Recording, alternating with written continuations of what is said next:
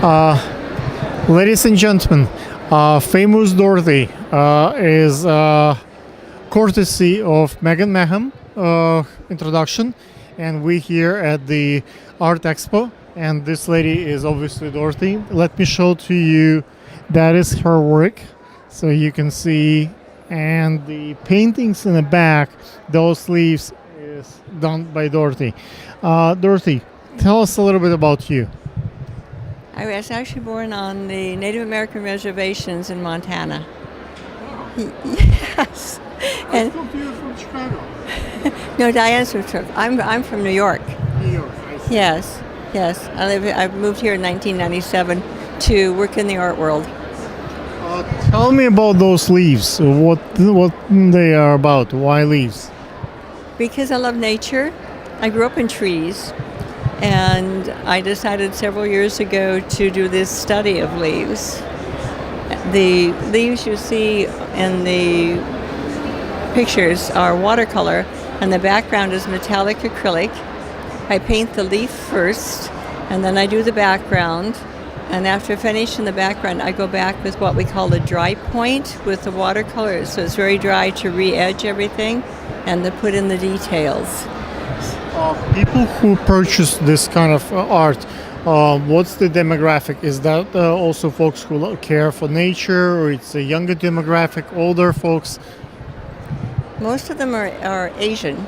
Asian. Central American, South American, European. How come? I don't know. I think they like the nature, but the Asian part, particularly because I studied oil painting in Tokyo. So my work is very influenced by the Japanese art, and my work is actually in some ways based on the rinpa tradition, which came out of the 19th century, and that was revived in the 1600s. And I love it because what we do is we take nature and we abstract it from nature, and we put it in this plane wherever it's going to be, but still it's a very realistic representation. What about the how did you found about the show, right? And why did you choose it's important for you to be here? I worked with them for several years with another artist. So this is my first time to show my work only, but I've worked with other artists for 6 years, and this is the 7th year I've been with him. And Redwood Media kept asking me, and then last year at the end of the show, we decided this is time. So that's why I'm here. Very excited. It's been a really, really long week, and it's a long day. We're almost at the end of the day. But how your sale process goes when people come in? Do you approach them? Do you let them fall in love with the painting before you work? What's the process? How do you get it signed? Get those checks? Get the sale. Always. I talk to everyone. And my older daughter said to me one day, "Mom, how do you know all these people?" And I said, "I talk to everybody." And I do, and that's led into some wonderful shows and some wonderful sales. And another time is people will just want to walk in and look for a bit before you talk to them. And many people walk up and they'll say, "Wow," and then we start talking. And then the biggest question, or the question I hear most is, "Are these real?" No, they're not real leaves. They are paintings of leaves. So good, it looks like real leaves. They do. Yes, and actually yesterday I had a great compliment when a woman came by and she really got into the paintings, looked at them closely, and she said, "You're a master realist." So, yes, finally. Yes. What's the way for people to kind of follow your work? Is it on your card? Do you like a website? Instagram, Facebook? I use Facebook. I have a website. I've been written up a lot. If you go onto the internet, sometimes you find about 35 pages of information what I've shown. And there's this wonderful website out of Denmark that basically pulls the internet and they put it all together on the site. But I do a lot of shows too. I present my work at between 13 and 17 exhibits a year.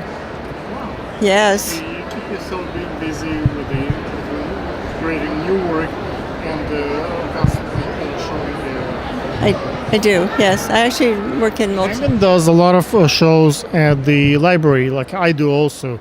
Like, what do you think of the ability to show in the library? Well, I think that's excellent. I haven't done it here in New York City because I've been so busy with other places. I've shown in the courthouses, and I actually have some of my photographs are in the permanent collection right here on the west side of Mount Sinai West, which used to be Roosevelt Hospital. So, and the, That's wonderful. I think for so many libraries and maybe botanic garden and museums that like even the major buildings here in the city, and that's a great work for the lobby. That's a great work for the to build up the kind of the property.